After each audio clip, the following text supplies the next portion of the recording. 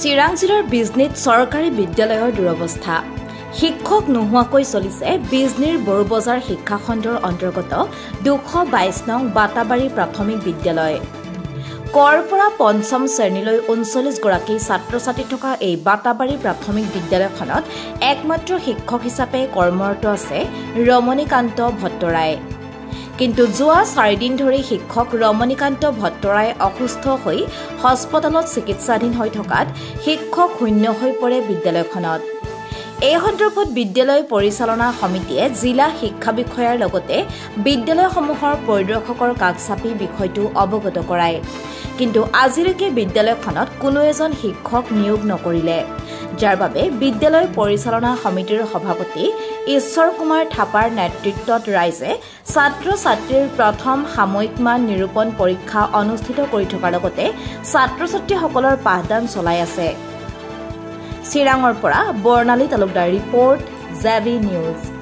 শিক্ষকে এডমিট হৈ আছে হস্পিটেলত। আমি গাঁৱৰ মানুহগিলাই স্কুলৰ SMC কমিটি স্কুল চলাই আছোঁ, পৰীক্ষা চলি আছে, সেইটোৱে আৰু। আজি 4 দিন হ'ল, 6 দিনৰ পৰীক্ষা। ষ্টুডেণ্ট আপোনাৰ 39 আছে টোটেল।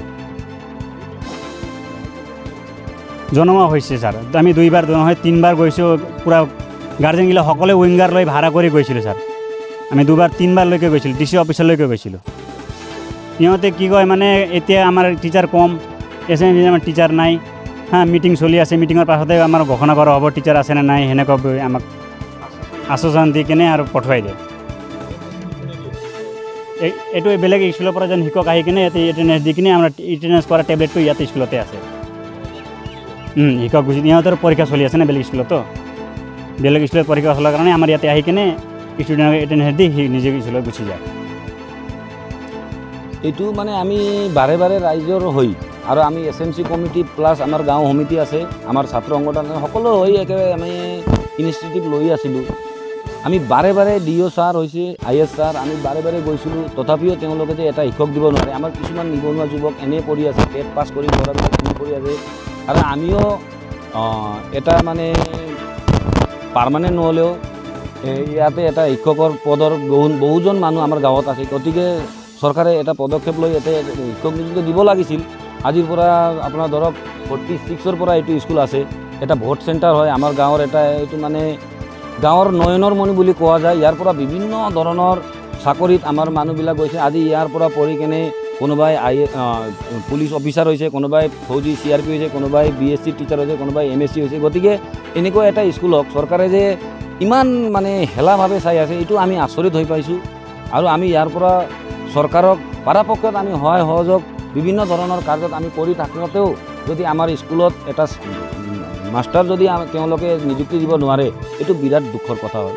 আৰু আমি বাৰে বাৰে এইটোৱে জনাওঁ চৰকাৰক, আমি অনুৰোধ কৰিছোঁ যে ইয়াতে এটা ভাল এজন শিক্ষক পঠাই দিয়ক।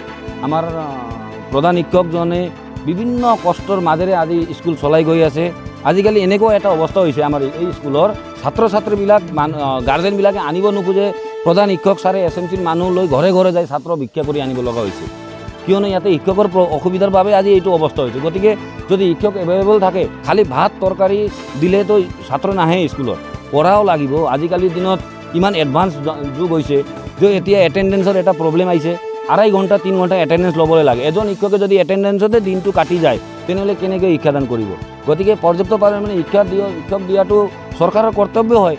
আৰু তেওঁলোকে এই বস্তুটো অবিৰূপে ভাবিব বুলি মই আশা ৰাখিছোঁ। আজি আপোনালোকে ইয়াত আহি যে আমাৰ এই স্কুলৰ বিষয়ে আমাৰ কথাত আপোনালোকে যে আজি চৰকাৰৰ সমক্ষে লৈ গৈ আছে, তাৰ বাবে আমি এই সকলো চেনেলক অশেষ ধন্যবাদ আমি গাঁও ফালৰ